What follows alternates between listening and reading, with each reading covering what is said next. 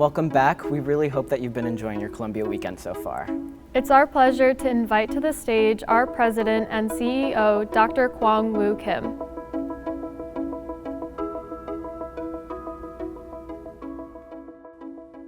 Good afternoon. My name is Kwang-Wu Kim. I am the president of Columbia College Chicago, and I am delighted to welcome you to Columbia Weekend. By the time you see this, you will have experienced many things here at the college and hopefully have had a chance to remember not only, of course, who we are, but why we are a very special and distinctive institution of higher education. What I would like to do now is to kind of update you on my thinking about the college and how we are navigating these unprecedented times. So let's put it right out in front of us. We are in the middle of a global pandemic. We are navigating circumstances that none of us have experienced before. So I think it's fair to say that we are all learning as we go, but I don't want that to be an alarming statement to you. So let me back up and talk to you a little bit about what happened at the college, basically starting in March. In March, when we realized that this was serious, we realized we were going to have to make a very quick transition from our existing educational format to a remote format. We took 2 weeks to give our faculty a chance to really rethink everything they were doing, and credit to them, they did it. After a 2-week hiatus, we were able to move all of the college's teaching and learning enterprise into a remote format. It was not easy, but we did it, and we did it in part because we knew it was our obligation and our responsibility to our students. We also recognized when we finished this semester that we had the opportunity of the summer to think about what we had done, to learn from what we had experienced, and to make sure that we entered the fall ready to be even better, prepared for whatever might happen. So the summer was a summer of planning. Most of our faculty, I want you to know, took the time to take special online courses in online pedagogy, something that we've been offering for many years but never had the response that we had this year, because our faculty knew they had to be ready for our students no matter what could happen. We also recognized that we had the Herculean task of getting the campus ready to deal with all of the various restrictions and guidances placed on us both by science and medical authorities and political expertise and authority to do this the right way. So I have to tell you that I am actually very proud of where we've ended up as a campus. I think our safety protocols could be held up to any institution of higher education in this country. We've been working not only with the city and the state, following guidance from the CDC, but we also have hired medical professionals in infectious disease from Rush Medical Center and have also been working with the head of epidemiology and infectious disease from the University of Chicago to test all of our measures. Underlying all of that is something that's very important for you to know, which is we are determined to be as flexible and open-minded as possible. We know that right now there is no such thing as a perfect plan.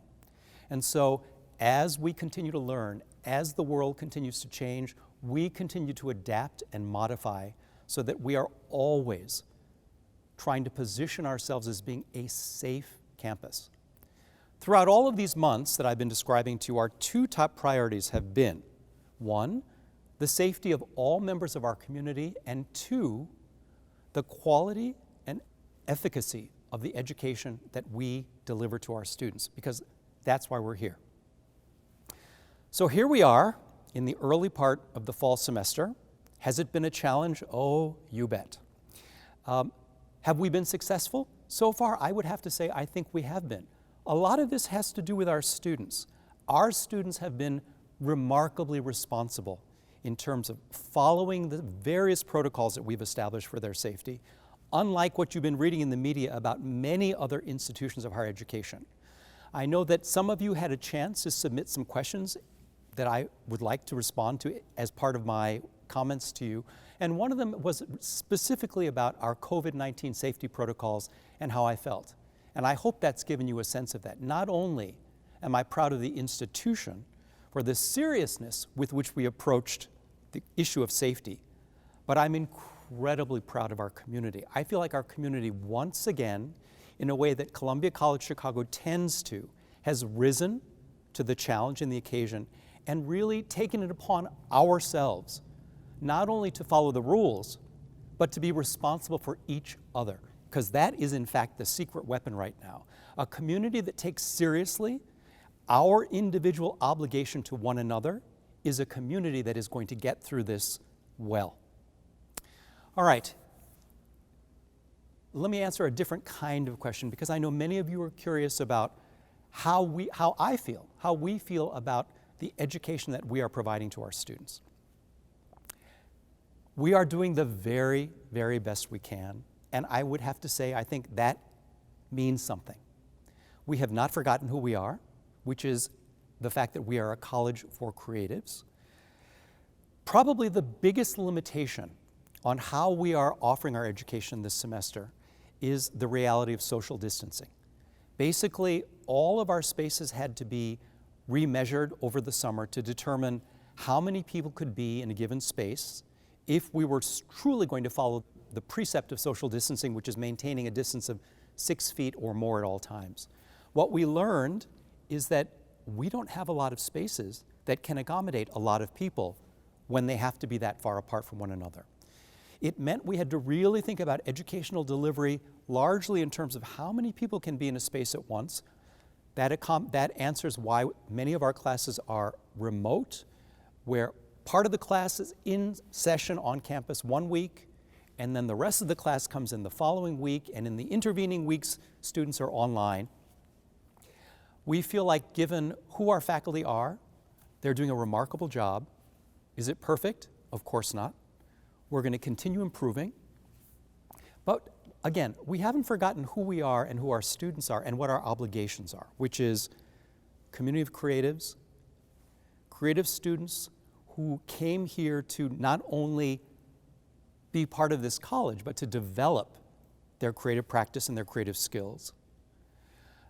And a faculty that knows how to deliver a broad array of learning outcomes in those creative practices. That hasn't changed at all, in spite of the change in delivery mechanisms.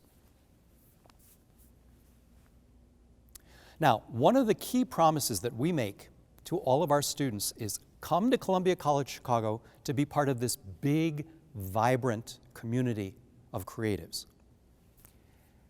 That promise is still true, but I will tell you that we are challenged right now. It's very difficult to build that sense of community when we are required by the best guidance to constantly be at a distance from one another. Some of the gap is being made up by virtual events.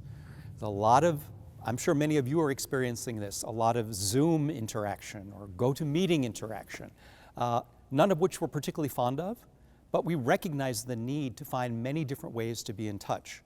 I know also that our dedicated student affairs staff has been working very hard to come up with new creative ways in which at least small groups of students can be meeting in person to keep building that sense of connection to one another and to the college. I would tell you I think this is currently one of our biggest challenges, and until the guidance changes, we are going to continue working at this, but continue being challenged by it. Do I think that the value of this education remains the same? Absolutely. And here's why. Let me ask you a question. Can you imagine another time in our recent memory when the idea of young people going out into the world prepared to think about things differently, with the skills to bring very diverse individuals together into a common conversation, flipping the problem and the solution? When has that been more important? That is who we are, and that is what we do. If anything, I think the value of a creative education right now has really come into its own. That's what's keeping us going here at Columbia College Chicago. Now, another key question was really, if I can joke about it just a little bit, was really a version of, when is this pandemic going to be over? I wish I could answer that question for you. But I have to tell you, the title of president of Columbia College Chicago unfortunately does not quite get me to that level of knowledge and authority. But here's what I am going to say to you. In some ways, it may never be over. And let me explain what I mean by that. I think the worst thing for all of us to do right now is to be in a waiting posture, waiting for this to go away so we can get back to what we used to do. What we used to do is gone. And even when some of the guidance starts to change, when we don't have to wear masks, and yes, I do wear a mask when I'm not doing this, when we don't have to be 6 feet apart at all times, even when those guidances change, we're always going to remember this, and we're always going to have to be ready. And we are learning that there may be some things that we used to do one way that now we do better because of these new rules.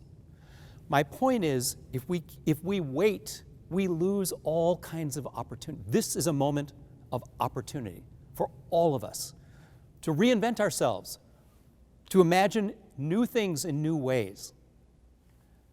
So my answer about when the pandemic is over is, I hope it's over soon, but I don't think it will be.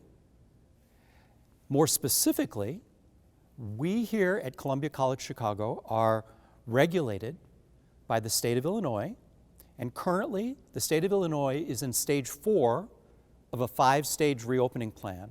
The governor has made it very clear that stage 5, which is the stage that would allow us to get back to a different kind of pre-pandemic normalcy, will only happen when either there's a cure or a tested vaccine.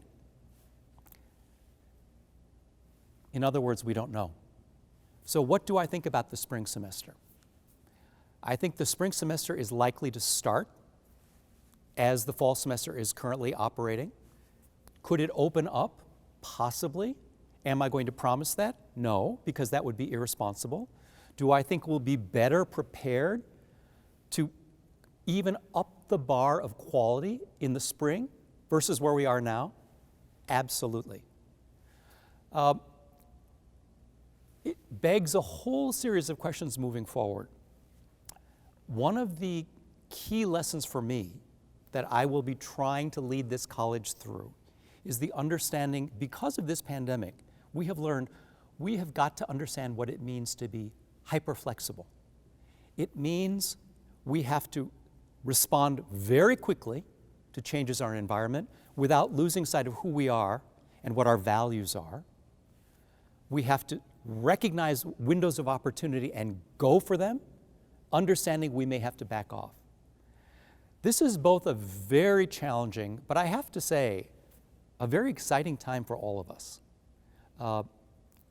And I think we're living together right now as a community in a sense of pride in the values that we share as an institution. So I think the last thing I'd like to talk to you about today is a little bit about those values. I arrived here at Columbia College Chicago in 2013, but the year prior to my arrival, our dance department embarked upon a very important experiment. Amongst themselves, the faculty and staff of our dance department said, we need to look at ourselves through the lens of racism. We need to ask some important questions about the legacy of racism in our curriculum and how we think about dance and who we're sending out into the world as dancers. So they brought in a group known as the People's Institute for Survival and Beyond, which specializes in anti-racism training, and the whole department went through a multi-day training.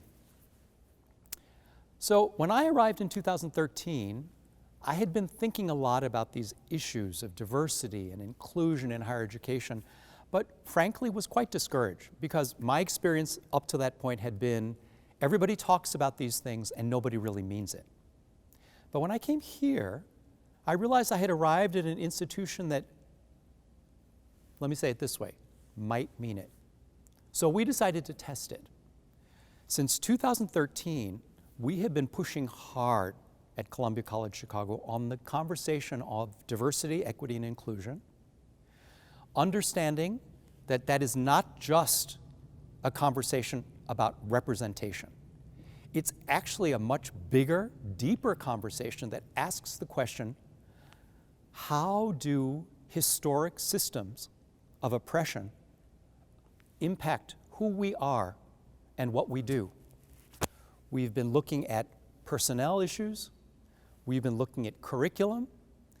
We've been looking at how we hire and train. We've been looking at how we recruit students. So we've kind of been looking at the institution everywhere. What's amazing about that is we were ahead of the game at Columbia College Chicago, because now let's take a moment and think about the world and country in which we are living and operating. We are experiencing a great deal of social turmoil because of the inevitable recognition of what the history of systemic racism in this country has done to all of us. This is a huge point of pride here at Columbia College Chicago, that we have been focusing on this question and these questions not because the world required us to, but because it was who we are as an institution. We recognize that as a college for creatives, if we're going to get that right, we have to be as open-minded and inclusive as any institution can be, so that every student who comes to us has the opportunity to test and explore their authentic voice against the widest possible exposure to different narratives and histories and definitions of creative practice. That's who we are. That has not changed. If anything, right now, we're going even deeper into that conversation. So let me just say, we are challenged here at Columbia College Chicago, like all institutions of higher education at the moment. We are very, very firm about holding on to who we are and why we are here. And at the core of that commitment is our students. And we are determined to use these circumstances to generate new, innovative, creative ideas to truly prepare our students for that success in the real world that we all believe in. I think I'm going to end my comments here. I hope that that gives you a little bit of an insight into my thinking. Let me answer one last question in closing, which was really the whole issue of what many of you have heard me talk about, the college's commitment to students finding employment post-college and where we stand on that. So I hope that you all know that I'm standing right now in our still quite new student center. I hope you all know that the third floor of this building revolves around our career center. That was part of the plan of this building. We wanted the career center of Columbia College Chicago to be in the most prime real estate position possible on campus, because we want as many students to just think of it as a natural thing to walk in. That's where students are being exposed to pre-professional opportunities, to professional training, access to internships, conversations about industry.